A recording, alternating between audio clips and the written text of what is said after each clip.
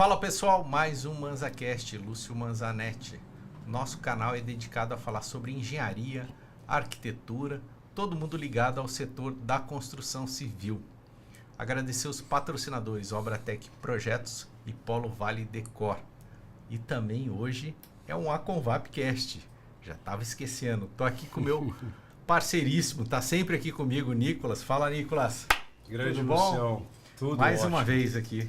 Mais Gostoso, uma né? A vez. gente vem tomar um cafezinho, bater um papo aqui. É sempre uma experiência muito agradável estar com você aqui, Lúcio. Com certeza. Quero primeiro agradecer mais uma vez o convite, né, de estar Sim. aqui, de te acompanhar nessa, né, como seu co-host. Hoje que a gente está recebendo um convidado que, para mim, eu sou super suspeito para falar, sou fã da pessoa, sou fã do profissional, sou testemunha do profissional excelente que ele é, Sim. mas vou deixar para você introduzir, estou muito feliz de estar aqui com vocês hoje. Não, então. Tô fazendo um mistério aqui, porque eu assisti uma palestra dele lá na Convap. E falei com o Nicolas, que tinha levado essa pessoa até lá. Eu falei, cara, adorei o tema, achei muito pertinente, porque realmente a gente hoje vai falar de sucessão, né? Sucessão familiar dentro das empresas. E é um tema muito conflitante e achei muito importante. Comentei com o Nicolas sobre o Armando outro dia e ele falou, o Armando vai vir aqui tal dia. Eu falei, pô, então fala com ele e nós vamos gravar aqui. A gente está aqui com o Armando Lorenzo. Fala, Armando, tudo bem? Opa, muito bem. Eu que agradeço, viu, Lúcio? Nicolas, adorei mesmo o convite, estou bem contente aí. Legal. Bom, quem é o Armando? Conta um pouco da sua história. Bom, a minha longa, né? Com a minha idade tem que ser longa mesmo. Eu, na verdade, a minha formação, começando pela formação, eu fiz administração, depois eu fiz o mestrado, fiz o mestrado em recursos humanos, lá na USP, e estudei basicamente sucessão de empresas familiares. Na sequência, eu fiz o doutorado, e o doutorado foi também em administração lá na USP, e o objetivo foi falar sobre governança corporativa. Sim. O primeiro modelo de implementação de governança no Brasil, não o modelo em si, mas de implementação é meu, aqui no Brasil. Uhum. Depois eu fiz uma ordem inversa, a pós-graduação em filosofia pela PUC, e o meu objetivo ali foi estudar os conflitos na ótica da filosofia, mas o conflito de um lado positivo. Ele pode ser positivo, sem dúvida nenhuma. Sim. E Se depois for agora... um interesse de crescimento, né? Com certeza. Claro, claro. E agora eu terminei o equivalente a um pós-doc, porque o meu se chama pesquisador colaborador, lá na USP. Eu fiz uma pesquisa avaliando as melhores práticas do Brasil e de Portugal, o que essas empresas fizeram para ter êxito na sucessão. Essa é a minha formação acadêmica, né? Já profissional, eu trabalhei em várias empresas nacionais e também globais, mas comecei a me dedicar na sucessão já em 1989, foi assim, minha entrada. Eu comecei a fazer um trabalho numa empresa familiar, uma empresa familiar que é cliente meu até hoje, para falar a verdade. Estou na terceira geração. E esse trabalho foi interessante, porque eu era aluno da filha do dono, e ela falou assim, meu pai quer conversar com você, com o professor, e eu acho que é você que tem que ir lá. Sim. Aí eu fui lá, né? Aí eu cheguei lá, ele é uma pessoa... Mas você já estava trabalhando no tema Na de sucessão. Não. Esse foi o primeiro entendi. O primeiro case ali. Engraçado que isso em 89, né, 89, mano? 89. Falando numa época que a gente estava comentando aqui antes, que acho que sucessão familiar nem era assim, um tema como é hoje. Sim. Não, e você sabe, Nicolas, eu não fui lá nela para trabalhar de sucessão. Quando eu cheguei lá, ele faleceu já, mas ele era um visionário. E ele falou assim, Armando, olha, a minha filha falou que você dá aula bem. Eu não vou fazer faculdade, eu não fiz nem o ensino médio, mas eu sei que eu preciso tocar a minha empresa. Ela está ficando grande e eu queria que você me desse aula, como se fosse uma faculdade. Eu falei assim, mas eu não posso dar aula. Ele falou, não, aula particular você pode. Aí fui dando aula para ele e tal. E aí começou a aula, a minha formação, eu trabalhei muito tempo na Caloi, na área financeira. Então eu tenho uma formação financeira bem forte, né? Em vários lugares eu trabalhei na área financeira. E aí eu comecei a ajudá-los na parte financeira, vendo relatórios, melhorando a performance da empresa e dando aula para ele, de administração como um todo. Só que aí eu acabei me envolvendo, já era uma empresa que tinha um conflito muito grande, sob o ponto de vista familiar, né? E a gente se identificou muito, eles tiveram uma boa confiança em mim e eu comecei a lidar com esse conflito, com os conflitos da família. depois do segundo passo, ele me falava assim, agora que você me ajudou, você precisa ajudar meu filho também. Que ele não quer fazer faculdade e tal, e estava fazendo, mas não terminou. E eu comecei a ajudar. Então foi por aí, na realidade, que eu comecei. O primeiro case nem foi de sucessão, ele foi, na realidade, para trabalhar a parte financeira e dar aula particular, vamos dizer assim, para o dono da empresa, de gestão. E aí eu comecei, aí eu enveredei por esse caminho. Depois eu acabei atendendo um cliente também na área do agronegócio. Também não era o objetivo de trabalhar a sucessão, era trabalhar o resultado, performance da empresa, mas acabou lá tendo uma sucessão e eles pediram para ajudar. Daqui a pouco eu estava trabalhando. Naturalmente, os negócios e os filhos, os irmãos, os herdeiros ali, no conflito do negócio, acabou aparecendo a sucessão. Apareceu. Você sabe que quando eu fiz o mestrado, eu nem tinha a intenção de fazer um mestrado em sucessão na USP. Eu sabia que eu ia fazer, mas eu não tinha ideia. Então eu queria fazer sobre a cultura japonesa no Brasil. Sim. Então eu sempre gostei muito do modelo japonês de trabalho. Naquela época, década de 80, um pouco de 90, eles estavam despontando em termos de gestão, né? Sempre havia uma comparação americana e Japão. Mas eu tinha uma ideia, eu falava assim, puxa, mas na cultura do Brasil, será que dá para a gente implementar esse modelo? Essa era a minha dúvida. E quando eu entrei no mestrado da USP, eu entrei para fazer esse trabalho de cultura e fiquei estudando um ano sobre cultura brasileira, cultura japonesa e gestão do modelo japonês no Brasil. Sim. Mas aí eu estava atendendo esse segundo cliente do agro, que era de uma empresa familiar, e comecei a me encantar, né, com o tema. E aí eu tive uma aula com a professora Adelino De Bortoli, que era sobre gestão, e ele tocou muito no tema de empresa familiar. Eu falei, puxa vida, eu acho que é isso que eu tenho que fazer. Aí eu fui conversar com ele. Um sinal aqui, né? Era um sinal. Aí começou para falar a verdade, aí eu acabei destinando tanto o estudo quanto o trabalho em empresas familiares. Foi aí que começou tudo, mas foi praticamente sem querer. É um tema hoje, quando a gente compara com a década de 80, muito mais valorizado. Mas é pouco ainda. Poucas pessoas discutem esse tema ainda hoje. Mas imagina na década de 80. Quando eu fui fazer minha primeira palestra, foi entre 89 e 90, era sobre sucessão. Uma associação comercial me chamou e para falar sobre esse tema. Eu estava entrando na USP, em São Paulo. E aí eles me pediram para fazer uma palestra de sucessão, mas não era São Paulo capital, era uma cidade do interior de São Paulo. Era Sorocaba, para falar a verdade. Sorocaba. E aí quando... Eu não me lembro a associação que era uma associação local, né? E aí quando eu fui fazer a palestra, eu falei assim, puxa vida, eu estou entrando num tema que tem muito pouca gente trabalhando. Eu vou ficar milionário, né? Porque só eu faço isso. Eu conhecia mais 2 pessoas que faziam. Aí quando eu fui lá, a palestra tinha uma pessoa só. Tinha era eu e o público era uma pessoa. Aí eu falei, rapaz, eu acho que eu entrei no lugar errado, porque ninguém se interessa por esse tema. Não tem ninguém que ninguém se interessa. E aí, mas depois, eu lembro que eu fiz agora, recentemente, uma palestra na Fiesp, e um dos temas era a sucessão, e o auditório nem comportava todo mundo. O auditório comportava 750 pessoas, mas espalhados no hotel dava 3.000. Nossa. Então, mas não foi só para esse tema, claro. O tema era voltado para a pequena empresa.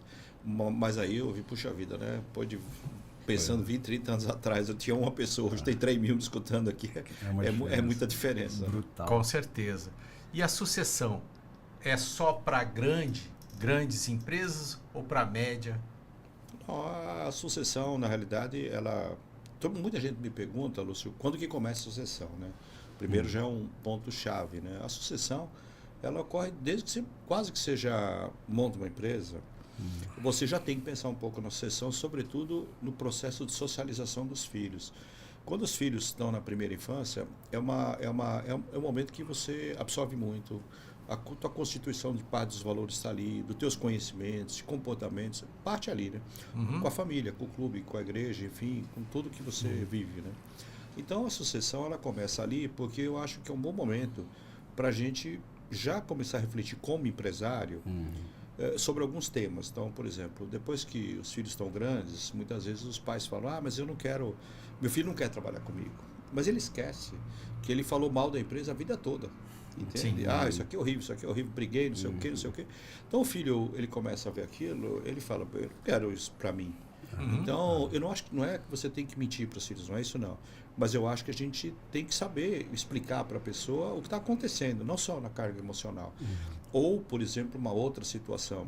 É muito comum a empresa separar os pais dos filhos quando eles dois trabalham lá. Separar no bom sentido, mas separa, porque você vai pouco em casa, trabalha muito. Então o filho também acaba pensando assim, o filho, a filha, puxa, eu não vou trabalhar num lugar que tirou minha convivência com meu pai. Então eu conheço muitos herdeiros, hoje ainda inclusive, que me falam, não, eu não quero a vida que meu pai teve, isso eu não quero, para mim eu não quero. E os pais não entendem isso, mas eu consigo compreender. Então a sucessão começa desde o início, já no processo de socialização. Mas volto a dizer, eu acho que a gente tem uma conexão grande. Agora, se vai para pequena, média e para grande, para todas as empresas. A sucessão vale para todas as empresas. A dinâmica, vamos dizer assim, sob o ponto de vista ferramental, uma complexidade diferente. Mas para todas você deve fazer a sucessão. Agora, é claro que uma grande empresa tem caminhos de sucessão, por exemplo, como a venda de uma empresa, que muitas pequenas, às vezes, não têm. Porque não tem um valor de mercado, ninguém está interessado em comprar. Então, vamos dizer assim, as saídas são um pouco diferentes e a complexidade também de gestão. Mas é possível fazer em todas as empresas, porque muitas vezes é sempre a mesma lógica, sabe? Lúcio, Nicolas, os pais querem que os filhos continuem, sabe? É uma coisa que ele criou, é como se fosse mais um filho, mais um legado ali, legado, né? Continuar o que o pai começou, né? Ou a mãe, né? Armando, você está falando disso, acho que é bem interessante, porque aí dando um relato pessoal aqui, mas essa questão a gente sempre discutiu muito isso em casa, né? Falando do nosso caso, que estamos passando por uma sucessão, o quanto a imagem da empresa é importante em casa, né? Então, o pai, o fundador ali, como você estava comentando, pô, zelar por essa imagem, porque o filho, né, na primeira infância, como você comentou, ele é um espelho dos pais. Você está vendo o pai ali ralando, bravo, chega, briguei com o sócio, essa empresa é uma desgraça, isso aqui não dá certo.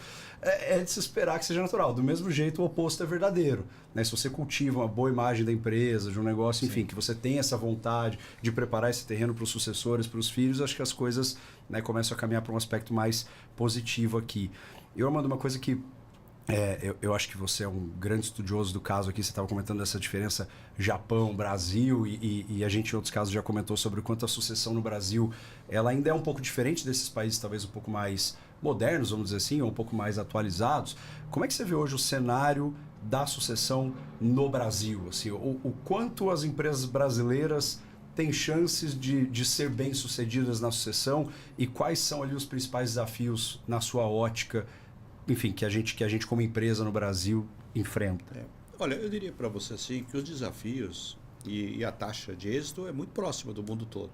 A grande realidade é essa. A gente tem uma ideia de achar que porque os Estados Unidos não vai ter problema, ou porque a Inglaterra não vai ter problema. Não. Os países têm, em média, global, só 33% das empresas familiares conseguem fazer a sucessão da primeira para a segunda geração. Que vão ter êxito. 33? 33. Nossa, então, você imagina, de cada 10 empresas que você conhece familiares, só 3 vão conseguir ter êxito na primeira para a segunda geração. E, desses casos, só 5% conseguem ter êxito na terceira geração. Então, quase ninguém. Sobrou nada. Sobrou nada. Agora, você tem que lembrar como a maior parte das empresas no Brasil e no mundo é constituída de empresas familiares. Você tem que lembrar que nos 2 primeiros anos, muitas já fecham nos primeiros 2 anos, por N razões. Sim. Então, quer dizer, esse número que eu estou falando já é um número em cima de outro que é bem restrito, que não tem êxito. Então, isso é um desafio. Agora, os problemas que a gente vê nos países, eu acho que ele tem uma questão assim, de cultura, sabe? Então, por exemplo, no Portugal, por exemplo, eu percebi que você tem conflitos como tem em outros lugares, mas eles lidam com aquilo de uma maneira mais reservada, você percebe? Agora, quando você vai na Itália, não posso generalizar, estou falando que a Itália inteira é assim, o Portugal é assim, mas você vê a família mais aberta, né, do seu ponto de vista de discussão, lida com o conflito de uma maneira diferente. Estou pegando um item, né? Perfeito. Então, a sucessão, ela é bem comum. Agora, os desafios que a gente vê aqui e que eu vejo fora são 3. Primeiro, não nessa ordem, tá? Porque depende da dinâmica da empresa. Primeiro, a centralização dos fundadores. Então, é bem comum de achar que o fundador ou a fundadora são super centralizadores. E olha, eu acho que, na grande maioria que eu conheço, são sim. Mas tem uma lógica. Você começa a empresa pequena. Sim. É você, seu sócio, você e mais um funcionário. Faz tudo, né? Você faz tudo. E toda decisão, quando você é muito pequeno, muitas vezes você não tem condição de contratar um gerente que vem de uma multinacional. Tal. Então, você vai contratar uma pessoa também pela remuneração que ela recebe. Tá? E você está olhando nessa fase confiança e competência. sempre dentro de uma limitação financeira de recursos. Então você vai tomando todas as decisões sozinho. Depois de 5 anos, 10 anos, cada ano de sucesso que a empresa tem é um reforço. Você percebe para essa pessoa que ela está fazendo certo. Aí quando chega o filho e fala, não, agora nós vamos mudar tudo. Ele fala, não, peraí. Sim. Olha, eu estou há 30 anos aqui, veja tudo que eu fiz. Uhum. E o duro é que muitas vezes você está olhando uma foto, né? Então realmente tudo que você fez deu certo. Mas não quer dizer que vai dar certo para frente. Para frente, né?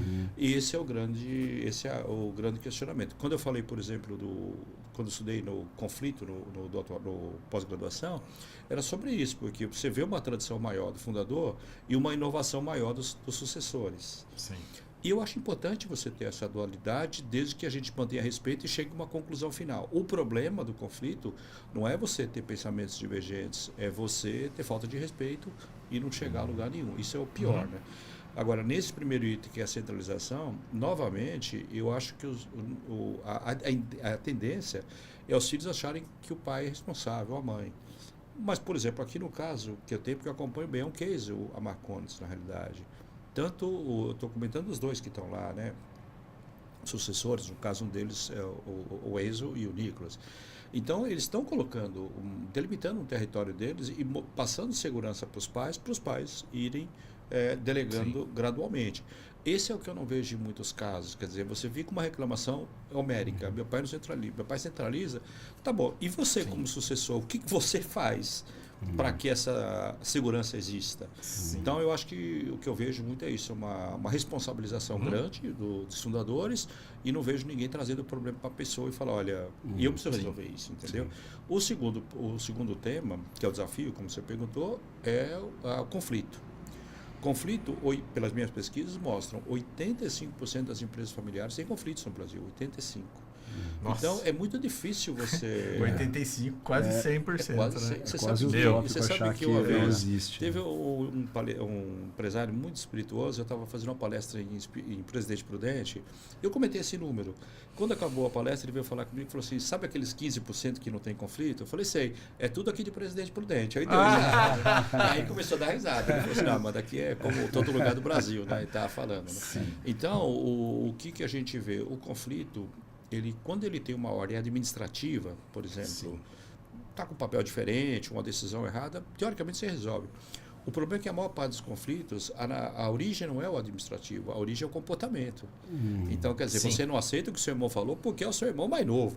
Entendeu? Enfim, uma outra característica. Aí não é profissional, é familiar, né? É familiar. Uma então, disputa. Seria disputa, outra coisa. É uma disputa. Você tem disputas, por exemplo, pelo amor dos pais, por exemplo. Então você veja, quem está nos ouvindo aqui, ou vocês dois, né? Não precisa comentar, é só para você mesmo. Né? Mas quem nunca já pensou assim, meu pai e minha mãe gostam mais do meu irmão do que de mim, entendeu? É natural a gente achar isso. Minha mãe gosta mais do meu irmão, meu pai gosta mais de mim, é natural. Mas veja, os pais, pelo menos que eu conheço, eu tenho uma vivência grande, amam os filhos da mesma forma. O problema é que, às vezes, você tem um filho que tem uma carência maior, uma fragilidade emocional, você tende a dar mais atenção para esse filho, porque é natural. Então, aquele outro filho que não tem essa necessidade, ele deveria falar assim, eu estou bem, estou forte, não preciso mesmo de atenção. Isso no mundo ideal, né? No mundo da lógica, né? Mas a empresa familiar não é a mesma lógica. Então, a pessoa fala, peraí, está dando mais atenção é porque ama mais. E cada dia que dá mais atenção, esse espaço pelo amor aumenta. Quando vai para a gestão, com 30 anos, você fala, peraí, agora... Isso não é uma coisa consciente, você entende? É no nível do inconsciente, né? Você fala, bom, agora quem manda aqui sou eu, não é mais o pai nem a mãe. Então, esse tipo de coisa cria conflito. Então, ninguém faz por mal, isso evidentemente. Então, o conflito ele é amado. Então, o conflito de gerações, tem vários tipos. Mas o conflito é um problema, é um desafio bem grande. E o terceiro ponto é a formação do herdeiro. Eu acho que tanto do herdeiro que vai para o conselho, quanto o herdeiro que vai virar sucessor ou sucessora. Porque não é só no Brasil isso. Culturalmente, no mundo, a gente tem a cultura do diploma, né? Fez uma faculdade, teoricamente está resolvido. Tem profissões que realmente, como contabilidade, advocacia, medicina, são regulamentadas. Eu não estou nem discutindo isso. Claro que tem que fazer muito bem feito. Mas o que eu quero discutir é que só uma faculdade não resolve a vida profissional da pessoa. Então, é muito importante que ele trabalhe no segundo pilar, que é o pilar mentoria, aconselhamento, que não precisa ser contratado. uma pessoa mais experiente para te ajudar em algumas situações. Ele já viveu aquilo, acelera a corrida. E o terceiro pilar é a experiência prática mesmo. Se você não tiver experiência em algumas situações, e às vezes a empresa não te dá essa experiência, você não consegue ter formação. Então, eu acho que esses desafios, Nicolas, de conflito, centralização e formação, são coisas que quando a gente entra, a gente já detecta na hora que a possibilidade de não ter êxito é muito grande quando você encontra esses 3 ingredientes, ou um só, né? Às vezes, até só o conflito, por exemplo, já por natureza já é um indício forte ali de algum possível problema futuro. Muito. Então, esse é um indício que a gente vê. Eu vi que você comentou, né, na passagem ali do bastão, né, do pai, que é um centralizador, para um herdeiro, né? Eu vejo que isso tem que ser de forma orgânica, uma forma natural, né, ao longo do tempo. Porque também o centralizador, ele pode, uma pessoa que seja centralizadora, passar, mas ficar ali, não faça isso, tal, tudo, e aí começa a gerar um certo conflito, né? Ou assim, ou que isso não seja passado, né, de uma vez só. Então, por isso que eu estou falando, de forma orgânica, aos poucos, a pessoa vai mostrando o seu trabalho, ganhando um espaço dentro da empresa, assim como uma empresa, um funcionário que vai subindo ali nas patentes, né, como se fosse um militar, ou sei lá, fazendo uma comparação. Um plano de carreira, né, alguma coisa do tipo, né, Luciano? Essa passagem de bastão é uma simbologia muito grande que a gente vê muitos consultores, professores usando aquela corrida de bastão, que você está passando o bastão, fotografa inclusive uma mão passando para outra. Mas eu acho que quando você enxerga na fotografia, até entendo porque o momento há isso mesmo. Mas ele é um processo, você percebe? Quer dizer, para passar o bastão, a pessoa tem que ter treinado muito antes. Para a pessoa passar o bastão, ele tem que estar seguro também que ele pode passar esse bastão. Então a gente fotografa aquele momento e tem a visão que a sucessão é um evento, mas ela não é um evento, ela é um processo. Então, isso que é importante a gente discutir, porque há uma cobrança muito grande da família e dos filhos, que os pais têm que estabelecer uma data. Mas, às vezes, aquela data, ela pode mudar e ela é processual, porque tem fundadores, por exemplo, que eles vivem a empresa 30, 40 anos, 7 dias, 24 horas quase que por dia. O simples fato de você falar, passou bastante, do seu ponto de vista evento, o que a pessoa vai fazer depois? Ele tem que ter um plano, tudo bem. Eu até entendo. Vai aposentar, vai fazer isso, fazer uma ONG, ou vai comprar uma empresa. Então, tem não é bem assim, possibilidades. Né? Mas a pessoa não quer isso, ela quer aquela empresa. Quer trabalhar, né? Ela quer trabalhar e naquele lugar. Né? Sim. Então, eu acho que a gente tem que tomar um cuidado muito grande nesse processo. Eu acho que ter datas, eu acho que são marcos de referência importantes, mas não deve ser uma questão tão rígida assim quanto a gente imagina. Porque, sob o ponto de vista de carreira, eu até entendo porque tem que ter as datas. Porque os filhos vêm e falam, bom, agora está chegando minha vez, você se prepara e tal. Mas, sob o ponto de vista de saúde, física e mental, por exemplo, não é tão simples assim você passar um bastão. Tem uma piada, Lúcio Nicolas, que a gente usa no meio, que o pai fala para o filho assim, nossa, eu estou o dia mais feliz da minha vida, meu filho, hoje. Ele falou assim, mas por quê, pai? Porque eu estou fazendo a sucessão. Ele falou, eu com 75 anos e você com 98, você acha que isso é um dia feliz mesmo para mim? Então, você percebe? 75 e 98. Não tem condição, não né? Tem jeito. Não que 98 não possa administrar uma empresa, mas o que eu estou tentando passar uma mensagem é que aí a pessoa tem outros sonhos. Já era, né? Sim, a hora já talvez com foi. certeza. Conta pra gente sobre o que é governança. Uma governança, eu acho que esse vem muito o caso também, quando o Nicolas perguntou, você pode fazer para pequena, para média e grande empresa e para outros tipos de instituição, como uma ONG, terceiro setor, enfim, a área pública. A governança é importante para todas as organizações. Eu não tenho a menor dúvida, eu não tenho dúvida sobre isso. Agora, a governança, ela tem assim, eu falo no sentido mais amplo dela, né? Ela tem 4 papéis que são bem relevantes, quer dizer, e eu estou falando de governança, você estabelecer que tem um conselho, pode ser de sócios, consultivo, administração, enfim, tem vários tipos de conselho e tem um comitê. Mas o importante é que haja uma divisão entre gestão e propriedade. Ou seja, você é proprietário, portanto, você tem um espaço no seu conselho para tomar decisão, mas tem pessoas que vão tocar a empresa e que podem ou não estar no conselho. O conselho, ele tem 4 funções básicas, né? Claro que contratar uma auditoria, mas ele tem uma outra função que eu acho que é importante, que é dar a diretriz do negócio, quer dizer, as estratégias. Ele tem uma terceira função que é monitorar os resultados e achar planos de correção. E, por fim, ele tem cuidar daquela diretoria executiva ou da gerência executiva no sentido de remuneração, autonomia que essas pessoas têm, possibilidade de entrar e sair. Então, isso no conceito geral é o conceito geral, ou seja, há uma divisão entre a propriedade e a gestão. E é importante que haja para quem é proprietário ter condição de avaliar a gestão e tomar as providências. Agora, o que acaba acontecendo é que na empresa familiar, e vamos falar de pequeno porte, especificamente de pequeno porte, certo, a lógica é a mesma. Mas não dá para você utilizar, por exemplo, um conceito de uma SA numa pequena empresa.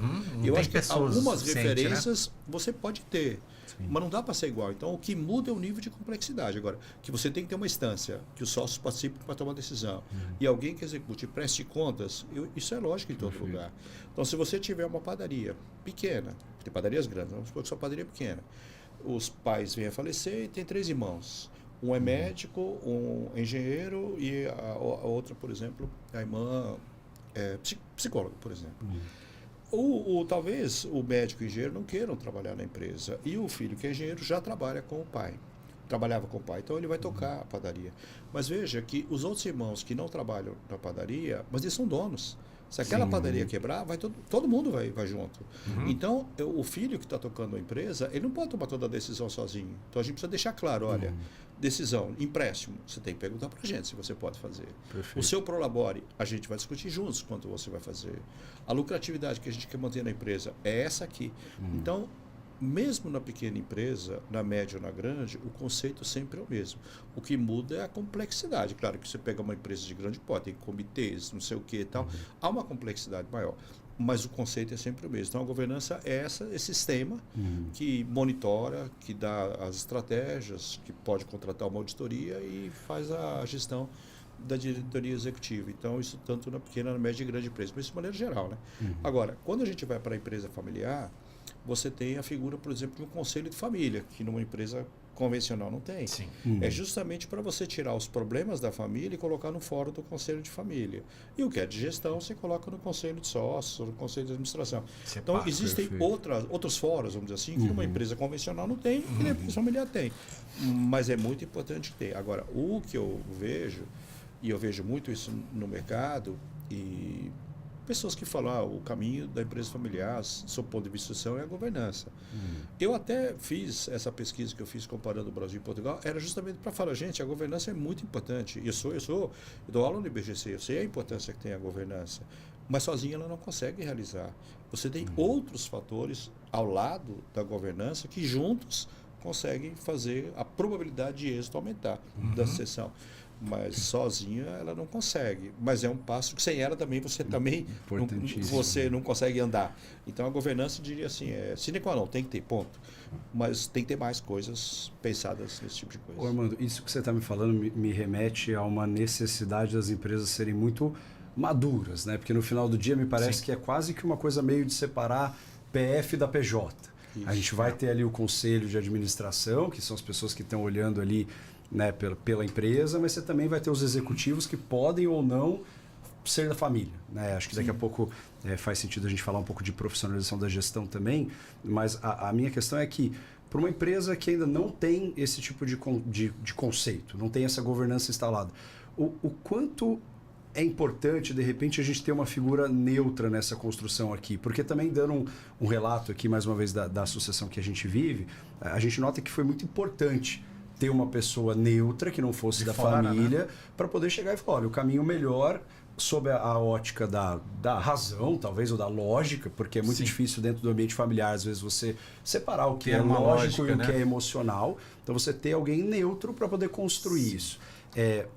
Então, eu queria ouvir um pouco de você. O quanto você entende que é importante, de repente, ter uma figura neutra para ajudar a construir essa governança e também entrar um pouco no detalhe que eu vejo muito aí, olhando as SAs e tal, aquela coisa do conselheiro independente. Porque a gente estava falando aqui de empresas menores, claro que talvez a gente não vá ter uma estrutura para isso. Mas em que momento você entende que é importante ter, de repente, um conselheiro independente, a mesma maneira que a gente estava falando aqui dessa pessoa independente para poder montar essa estrutura? O quanto isso ajuda? Porque, mais uma vez, acho que a gente está falando aqui de ser cada vez menos emocional e cada vez mais racional na empresa familiar. Né? O que eu vejo, assim, Nicolas, isso que eu vou te relatar, outro dia me aconteceu uma coisa que me tocou bastante. ainda mais por ser daquela pessoa, embora já tenha acontecido outras vezes. Eu viajo muito, tenho clientes em outros lugares e o sucessor me ligou, falou, Armando, quando você vier para cá, porque eu sei que você tem cliente, passa aqui que eu quero bater um papo com você. E eu falei assim, eu vou tal dia, tal. Ah, tá bom, vai lá.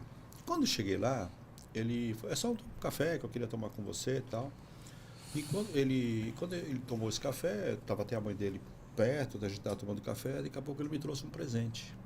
Eu nem estava atendendo mais eles, acho que já faziam alguns meses que eu não atendia. E ele falou para mim assim, falou, Mando, eu e minha esposa queremos te dar esse presente aqui, de tanto que você nos ajudou. Foi um presente até personalizado, eu adorei o presente, mas sem pensar na materialidade daquilo, o que me tocou foi a pessoa fazer um agradecimento, nós nem estávamos mais teoricamente trabalhando juntos, mas me tocou muito, porque eu sei que eu fui importante em algumas situações de conflito, entendeu? Com certeza. Então, essa neutralidade, seja minha ou seja de outra pessoa que a empresa contratar, ela é importante ter, porque quando você olha a emoção, é difícil você ter razão nesse aspecto. Sim. Eu trabalho há 33 anos com esse tema. Então, 36 anos com esse tema. E nesse meio do caminho, 18 eu fui mediador societário. Comecei mediando casais e depois disputas de sócios entre famílias. Então, eu sei bem como é difícil uma pessoa lidar com uma emoção, mesmo sendo pai e filho. Sim. Um dia eu lembro que também a gente acabou bem, a questão do conflito, e uma pessoa da família falou assim, puxa, Mando, você não sabe como você foi importante aqui e imagino que sua família não tem conflitos. Eu falei, não. Falei, não. Peraí. Eu falei, esse casa de Ferreira de casa não faz milagre. Falei, casa eu sou pai, né? Casa eu sou marido, rapaz. Aí então, é difícil, também, não é porque eu tenho essa habilidade que em casa eu consigo fazer, né? Tem uma emoção envolvida, né? Então eu acho que precisa ter uma pessoa. Agora a gente não pode confundir o papel do conselheiro independente com mediador familiar, né? Porque há uma mistura de papéis aí. Então, eu até entendo que o conselheiro, numa reunião de conselho, ele use as práticas de mediação, porque os temas estão ali sendo discutidos e alguém precisa compor aquilo. Agora, se você começa a misturar todos os papéis, fica difícil até para profissionalizar a governança, para te falar a verdade. Agora, eu entendo bem, assim, uma governança, ela tem muito mais chances de ter êxito quando a gestão é mais madura. Você entende? Porque Sim. tem dificuldade até para a governança se não tiver. É difícil dizer quem começa primeiro, porque muitas vezes você vê empresas que os empreendedores, né, estabelecem um modelo muito claro de profissionalização e depois montam a governança. Alguns montam a governança e puxam a profissionalização. Elas têm que andar lado a lado. Eu diria, é difícil dizer quem começa primeiro, mas o que eu percebo é que quanto mais maduro for a gestão, mais fácil você tem a governança. Isso sem dúvida nenhuma. Sim. E você fala da profissionalização, né? Para essa sucessão, assim como a gestão da empresa, tudo tem regras. Então, separando a família da empresa, como é que fica essa parte da família, separar a parte de gestão empresarial? Acho que ficou um pouco confusa a minha pergunta aqui, mas não sei se você entendeu.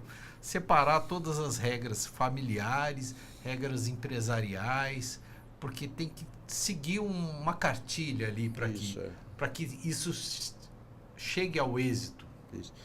Assim, formalmente dizendo, não existe um processo, um documento que consolida essas regras, que a gente chama de protocolo familiar e que pode virar um acordo de sócio, um acordo de cotistas, né? Dependendo do tópico que você está tratando no documento. Mas o processo é mais importante do que o registro, na minha opinião, porque quando você estabelece um acordo de relacionamento com uma pessoa, o papel é mais para você formalizar, para dizer, olha, isso aqui está escrito. Mas se a gente não seguir aquela regra, é como se a gente só serve no litígio, você entende? Porque acabou a sociedade. Então, eu tenho 62 anos, eu lembro quando eu tinha 8 anos, eu fui no barbeiro com meu pai. Imagina, 1970. E aí meu pai, eram 6 barbeiros, trabalhavam ali, os 6 irmãos. E meu pai falou para mim assim, você está vendo aquela caixinha ali? Eu falei, estou vendo. O que é, pai? Ele falou assim, todo dia, quando acaba o dia, a gente chamava férias naquela época, eles pegam uma parte que é do carregado e deixam nessa caixinha. Se um dia eles ficarem doentes e não puder trabalhar, porque o irmão só ganha se cortar o cabelo, ele vai lá e pega um pedaço daquele valor e consegue sobreviver. Essa é a lógica. Sim. E eu nunca mais eu esqueci daquilo, porque, de certa forma, aquilo é um acordo de família também. Só não era um documento. Mas eles seguiam aquele documento. Porque você imagina, o irmão fica sem trabalhar, dá o dinheiro ou não dá para ele? Então já estava no WhatsApp, olha, precisou, você vai lá e tira quanto você precisa gastar. Então, o acordo, o protocolo familiar é mais ou menos como isso, é um acordo que a gente estabelece algumas regras de convivência. Por exemplo, eu posso colocar alguém da família ou não posso na empresa? Não, eu não posso, ou eu posso segundo esses critérios. Se a gente combina isso e depois a gente, no meio do caminho, faz diferente, cria muito conflito na família, você entendeu?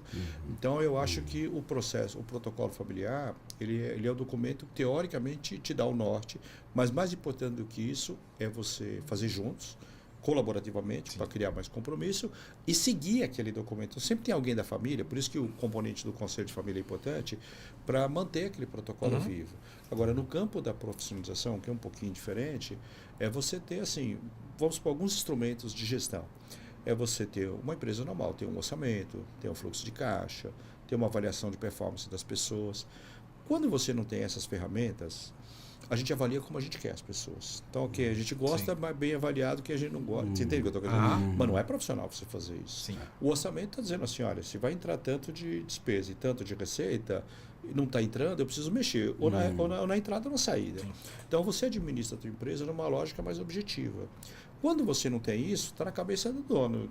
Põe aquilo, faz aquilo. Então, quando a gente tem uma família, uma sociedade e uma empresa mais separadas, ou seja, isso aqui está no campo da família, esse tema está no campo da empresa, esse tema está no campo da sociedade, que é a governança, é o primeiro passo de profissionalizar. O segundo é a gente ter processos bem claros de gestão, para que a empresa não é que ela vai andar sozinha, mas ela ande com mais previsibilidade. E o terceiro passo é a gente ter pessoas profissionais, qualificadas, sendo da família ou não. Esse é um problema. Porque a empresa familiar, o problema não é entrar, é sair. Então, se você colocar uma pessoa que não tem qualificação, como é que você faz depois se você quiser tirar? Não deu certo ali, você né? pensa, então você imagina, aí o conflito está armado já. Então, às vezes eu vejo alguns eventos, eu leio alguns livros, o pessoal fala, mas tem que demitir. A lógica é essa mesmo. Mas mesmo eu gostaria que seja de saber familiar, se aquela pessoa que escreveu aquilo, ou que está falando, demitiria o filho dele. Imagina, você tem um filho, dois netos, difícil, né? Muito e você fala, olha, meu filho, você não é competente, eu estou te mandando embora. E você pensa que é uma coisa relativamente simples, aí o filho chegar em casa e falar, seu avô acabou de me demitir. E no fim de semana vocês iam sair, o avô e o neto. Isso não funciona, não é tão simples assim. Acabou. Eu acho até que você tem que tomar as medidas mais rígidas. Natal ali em família já... Não dá. Então é preferível a gente, no filtro, a gente ser mais seletivo no filtro, do que você precisar passar por esse tipo de situação. Por melhor que você faça, sempre vai ter um tirano escalado para sofrer as consequências. E assim, um conflito na sucessão mesmo, dos herdeiros. Às vezes tem vários irmãos ali e tal.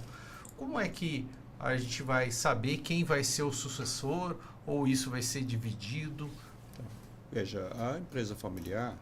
Estou jogando você na fogueira, hein? Não, uma pergunta conflituosa aqui. Não, eu nem estou na fogueira, porque aqui no caso do Nicolas, especificamente, eu sempre falei para ele. Não estou falando do Nicolas, eu estou falando já falei para ele várias vezes. De outros aí. Imagina cada fogueira que o Armando já não entrou muito pior do que essa aqui. Imagina mesmo. Tá leve, tá leve. Sim. O Nicolas é tranquilo, porque eu sempre fui fã dele, para falar a verdade. Do Enzo também, que está lá os dois. Né?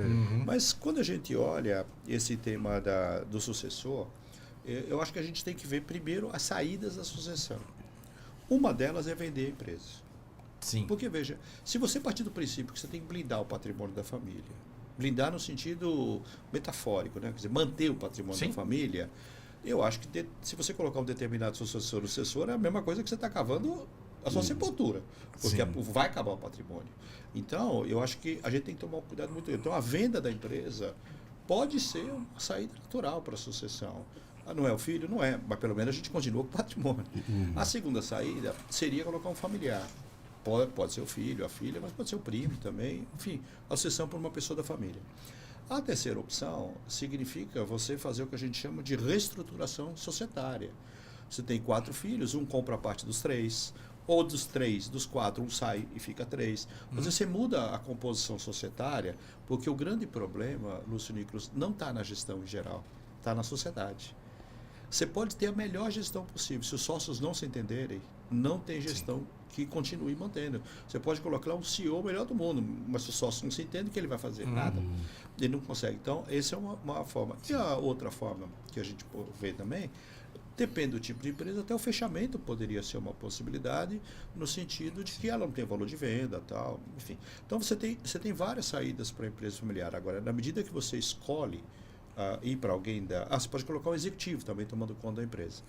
Mas na medida que você escolhe um sucessor, quando você está no processo de escolha, eu acho que 3 variáveis são bem importantes na escolha. Vamos supor que a família decidiu que seja o sucessor da família. Bom, tecnicamente tem que ser muito bem preparado. Sim. Tem que ter visão estratégica e de execução. Porque tem muita gente que tem umas visões, tipo um devaneio, sabe? Não é estratégia, é um devaneio. Só que mesmo que seja uma estratégia bem formulada, ela precisa ter uma capacidade de colocar em prática. O difícil da gente é colocar em prática a ideia. Certo. E o terceiro ponto é que ele tem que ter habilidades de soft skills, inclusive para lidar com a família, porque os temas da família, em geral, ficam com os fundadores ou com as fundadoras para lidar. Quando essa pessoa vem substituir, ela tem que entender que essa parte vem junto, é um pacote, vem junto. Com certeza. Então não adianta você colocar uma pessoa extremamente rígida, sob o ponto de vista de profissionalização, porque há uma confusão em alguns momentos. Eu acho que quanto mais separar, melhor. Mas separar 100% não existe. Talvez nem seja recomendável, porque tem vantagem da família, a empresa seja uma família. Na hora H, a família coloca o dinheiro lá, mas não vai deixar uma empresa quebrar. O nome da família está lá, o nome da família tem a estratégia. Então, tem muitas vantagens da empresa familiar, as decisões são muito mais rápidas. Então, você tem grande vantagem. Mas eu acho que, para a escolha, você tem que pensar nisso. Porque, veja, se você colocar um sucessor e ele não conseguir lidar nem com o tema dele e com o pai, porque há uma invasão de papéis no meio do caminho, então talvez ele não tenha condição de lidar com o irmão ou com o primo. Você entendeu? Porque isso, naturalmente, o próximo passo é do primo. Que já é um problema familiar, já não é nem da sucessão, né? Não. Aí, como você falou, os soft skills ali, a educação, o entendimento familiar, né? Então, isso fica difícil. Sempre depende do porte e tal, mas assim, eu acho que essas 3 características são bem relevantes na escolha do sucessor. A tendência nossa, não minha, mas de muita gente, é falar, olha, ele estudou uma boa escola, está pronto. Eu acho que estudando na escola está pronto por um aspecto, né? Mas precisa ver outros. E tem que ter visão estratégica, né? Porque o que eu vejo muitas vezes são fundadores com uma capacidade de visão estratégica muito grande e o sucessor com uma capacidade muito de operação. Eu acho que a operação ele vai colocar em dia para funcionar, mas a empresa não vai sobreviver porque não vai ter uma nova visão. Entende? Sim. Então, precisa. É difícil escolher um sucessor, sucessora, não é fácil. Né? E qual o momento que a pessoa deve começar a pensar nisso? Ou tem que pensar a vida toda? A sucessão dependendo bem do verdade poste que da empresa, né? Desde o início ela já vai, né? Sim. Mas eu acho que quando ele já está escolhendo a faculdade dele, eu acho que você não deve escolher a faculdade para poder trabalhar na empresa. Eu não acho isso. Acho que a gente tem que ter a carreira da gente e fazer o que a gente gosta e ama. Sim. Mas se a pessoa escolher trabalhar na empresa da família, eu acho que a formação acadêmica é forte. Mas ele já tem que passar por algumas experiências que talvez fora da empresa sejam muito mais interessantes. Tem coisas que a gente aprende, por exemplo, normas, seguir regra, hierarquia, burocracia, processos de gestão. A gente aprende numa empresa, né? Eu acho que pode aprender dentro, mas é sempre mais difícil. Porque primeiro que a empresa não pode... Né? Filho do dono. Né? Então, por mais profissional que a pessoa seja, os funcionários o tratam muitas vezes como filho do dono, mesmo ele nem passando essa imagem, entendeu? Sim. Todo mundo tem dedos para falar com a pessoa. Eu acho que a experiência externa, eu tinha uma visão diferente há uns 20 anos atrás, hoje eu acho que ela é fundamental. Você comentou que você fez uma pesquisa Brasil e Portugal, da diferença. Isso. Fala pra gente sobre essa pesquisa. Olha, essa Quais pesquisa, são as diferenças aí? Assim, ali as entrevistas foram com empresas de médio e grande porte, né? Certo. Nos setores tinha varejo, tinha indústria, também no agro, enfim, era diversificado. Mas foi uma pesquisa qualitativa, no sentido de estudos de caso e eu mesmo entrevistando. Eu não quis fazer quantitativo, porque eu queria explorar o tema em profundidade e um trabalho de questionário não me traria esse resultado. Mas o que eu vejo, assim, tudo que eu falei para você, descentralização, conflito, formação, Isso é muito próximo dos países. Né? Eles lidam diferente com o conflito, mas tem. O que eu percebi bastante, assim, como eu peguei casos de êxito, que tiveram êxito, quer dizer, eu classifiquei alguns indicadores para isso, financeiros, as empresas que já tinham passado a sucessão há mais de 10 anos, inclusive formalmente, os fundadores não eram mais... Não necessariamente de uma primeira para uma segunda, mas não, sempre casos, de uma primeira sempre de primeira para segunda. Primeira para uma segunda. Mas eles já tinham passado a sucessão, então eu escolhi algumas variáveis para dizer, olha, isso teve êxito no que eu entendo como êxito, porque é difícil também você falar o que é sucesso. Né? E aí, as empresas, elas tiveram 5 práticas, todas elas, não nessa ordem, adotaram um planejamento estratégico, mas mais importante do que o planejamento estratégico é o que a gente chama de pensamento Essas estratégico. Já são as regras aí, anota aí quem regra quiser. De ouro, né? Regra de ouro. Pensamento estratégico, porque às vezes o planejamento estratégico, e a gente até conversou um pouco comigo e com o Nicolas, ele acaba virando uma programação estratégica. O importante é colocá-la no Excel. Mas não tem nada estratégico por detrás, você entendeu? Agora, por que o pensamento estratégico é importante? Porque você alinha todo mundo na mesma direção. É muito difícil, cada um quer ir para um lado. Sim. Eu não vejo pensando no mesmo... Eu não vejo problema de ter ideias diferentes. Mas na hora que a gente fecha uma ideia, a gente tem que caminhar junto. Né? Então, eu acho que ele faz um alinhamento. O segundo ponto é a profissionalização da gestão. Todas elas tiveram gestão, como eu falei, uma separação mais clara do que a família, a propriedade de gestão, pessoas qualificadas trabalhando e todas muito bem estruturadas sob o ponto de vista de processos, bem estruturadas. Todas adotaram o modelo de governança, com cada um conselho de sócio, um conselho de administração, tem algumas diferenças, mas todas adotaram o conselho de administração, acordo de sócio e previamente um protocolo familiar. Todas. O quarto ponto foi a sucessão, o plano sucessório. Cada uma fez de um jeito, mas 2 variáveis eu percebi bem comuns. Um plano jurídico bastante robusto e um plano de desenvolvimento dos herdeiros, dos sucessores, bastante forte também.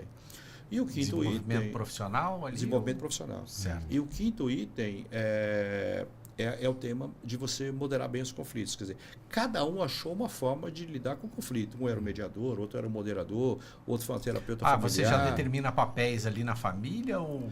Não necessariamente. O conflito, eles existem, né? Na maior parte dos naturalmente. casos. Né? O que eu estou querendo dizer é assim, que todos lidaram de alguma forma com esse conflito. Então, um contratou um terapeuta, um contratou um moderador, um contratou um mediador, um foi o acordo familiar. Cada um teve uma dinâmica, né?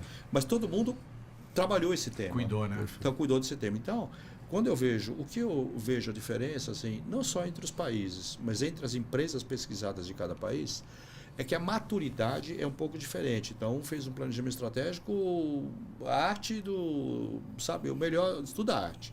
Outra não fez tanto. Mas os dois conseguiram ter um alinhamento geral. Então, a maturidade, do ponto de vista de aplicação dessas ferramentas, ela foi diferente. Mas todas utilizaram as mesmas ferramentas para chegar no mesmo resultado.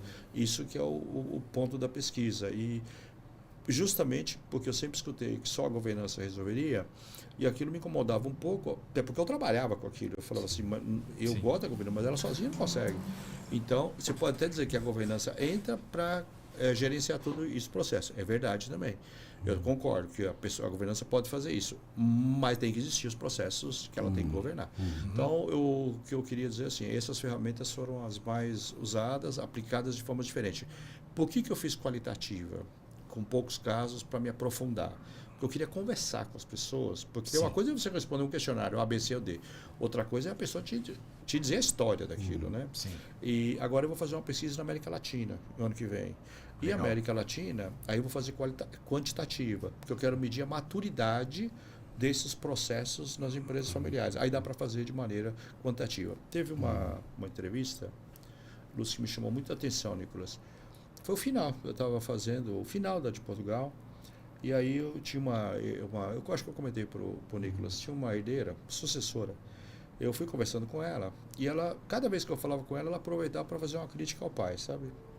Praticamente a entrevista eu perguntava A, ela respondia B, mas com uma crítica ao pai. Né? Chegou no finalzinho, eu comecei a conversar com ela do processo de desenvolvimento, como ela se desenvolveu. Sim. E ela naturalmente falou assim, olha, eu aprendi a tomar decisão com meu pai assim, eu aprendi a ser empreendedora com meu pai assim, hoje eu sei arriscar por causa do meu pai. Quando foi no finalzinho, eu falei assim, você já falou para o seu pai quanto ele foi importante no teu desenvolvimento? Ela parou, falei, você nunca falou, né? Se a gente criticou bastante seu pai, mas você nunca falou tudo isso de bom que ela fez. Ela falou, olha, professor, eu acho que eu vou ter uma conversa com meu pai. Então, na realidade, fica mais naquele campo da reclamação e não consegue enxergar o lado bom. O pai dela, ela é o que ela é hoje também pelo que o pai fez. Está sempre olhando o copo meio vazio, né? Não sei se o pai fez isso de maneira estruturada, não quer dizer isso, mas ele é uma referência para ela em vários pontos importantes da empresa. Eu achei aquilo, quando eu escutei ela falar isso, ela muito parou para pensar, ela falou, vou falar com meu pai. Fantástico. Maravilha. Maravilha esse papo aqui. Eu, como da primeira vez que assisti a palestra, hoje também adorei o nosso papo aqui. Armando, quem quiser contratar os serviços, onde ele encontra, fala também do seu livro um pouquinho. Posso falar do livro.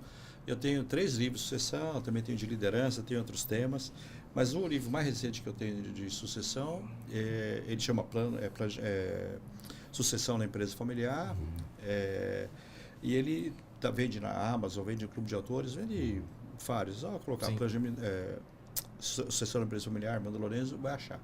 Mas o livro, esse livro mais recente, eu dei uma ótica no campo do sucessor e da sucessora. Por quê? Porque eu sempre escutei os sucessores falando, meu pai é centralizador, meu irmão não sei o que lá. E eu falava, pô, cara, mas você também pode fazer alguma coisa, né? Não dá para só reclamar a vida inteira, né? Então o objetivo do livro foi esse, falou assim, olha, veja a sucessão na ótica do que você pode fazer para melhorar a sucessão e não só ficar esperando que alguém faça por você. Depois eu tenho um canal no YouTube, chama Canal do Armando Lorenzo, que tem bastante vídeos de liderança e sucessão. Um podcast, eu tenho um podcast que chama Café com Empresa Familiar. Inclusive esse podcast é uma série do livro, então eu passo ali o que eu escrevi no livro. Depois eu tenho um outro que é Encontro com a Liderança, que é a minha visão sobre liderança. Eu tenho um livro também que chama Liderança na Prática, Como Liderar pela Primeira Vez. E tenho no Instagram, tenho Prof. Armando Lorenzo, e pode me achar facilmente. Agora, entrando nessas mídias, mas sobretudo no Instagram, Prof. Armando Lorenzo, você vai me achar, pode me contratar para bater um papo também. Mas eu posso colocar meu celular aqui? Tem algum problema? Claro, não. Mas meu celular é 11 98145 3968. O pessoal pode passar um WhatsApp aí, mesmo que não seja para contratar, para conversar, está sempre disponível, que é um tema que eu vibro só de falar, para falar a verdade. Bacana. Maravilha. Também a gente está vibrando aqui com o nosso papo aqui. Gratidão pela sua participação. Mais uma vez também, gratidão ao Nicolas que está aqui fazendo esse podcast aqui. Também está trazendo um pouco da história, né, da sucessão, da família dele, né? Que muito importante, achei ele participar aqui desse podcast, né? Obrigado, Lúcio. Bom, Armando, antes de mais nada, agradecer você pelo papo. É sempre uma aula te ouvir, aprender muito com você, né? A gente já está com o Armando, eu brinco já desde 2008, Armando, mais ou menos? Mais ou menos, por aí. 2008. São 16 anos trabalhando juntos. Eu brinco que quando o Armando chegou na Marcondes César lá atrás, eu era um menino, né? 16 anos atrás, e na época eu falo que o Armando ele era um psicólogo profissional, porque você chega numa empresa, uma molecada lá, um quer ser piloto de Fórmula 1, outro quer ser jogador de futebol, outro quer ser engenheiro, outro quer ser médico. Sabe, o que eu vou fazer aqui? Daí o Armando está com a gente até hoje. Né? É legal notar que tudo que ele falou aqui, de verdade, ele faz na prática. Então acho que o Marcondes César deu uma certa sorte, talvez, claro, um pouco de competência, de ter achado o Armando lá atrás e começar esse trabalho bem no comecinho. Né? Então o Armando é um grande mentor para a gente. E aqui estou falando eu como sucessor, na pessoa física mesmo, né? Tenho o Armando como um grande mentor, mas a gente como empresa, né, segue muitos passos do Armando e felizmente eu acho que eu sou uma prova viva aqui de que o trabalho do Armando na prática é super bem feito, profissional, extremamente capacitado. Então, uma felicidade muito grande estar com você aqui, Armando. Obrigado, Lúcio, por ter aberto as portas aqui do ManzaCast, do Convapcast, para a gente bater esse papo. Isso aí. E é isso. Prazerzão estar mais uma vez aqui. Agradecer realmente pelo convite aqui também, Lúcio e Nicolas. Mas o case da Marcondes é um case mesmo, que eu carrego aí, que eu tô junto. Mas as pessoas são diferentes lá também, você entende? São super profissionais, sabem lidar com a vida de uma maneira diferente. Então, eles encontraram bons caminhos, né? Eu vibro muito de ter tido essa oportunidade, porque você veja, aí no caso, são 3 sócios, na época, eles foram ver uma palestra minha em 2007, 2008, lá em São Paulo, na FEComércio, naquela época já era, nesse tema já não era discutido, você vê que foi uma visão grande deles também, né? Sob o ponto de vista, eu preciso fazer alguma coisa, né? E esses temas quase nem eram discutidos e poucas pessoas iam atrás ainda. Então eu acho que ali já foi uma visão e a gente foi trabalhando juntos, né? Quer dizer, eu acho que nada foi feito assim, é isso ou é aquilo. A gente foi construindo juntos, porque não tem uma solução que é minha. Eu acho que meu papel é ajudar colaborativamente nessa solução, mas não eu impor a minha visão. É claro que as pessoas perguntam o que você acha, mas a gente tem que aceitar aquilo que a gente vai executar, senão não funciona. Sim. Obrigado mais uma vez. Obrigado. Valeu, pessoal. Agradecer os patrocinadores Obratec Projetos e Polo Vale Decor. Um abraço. Até o próximo MansaCast e a Convapcast.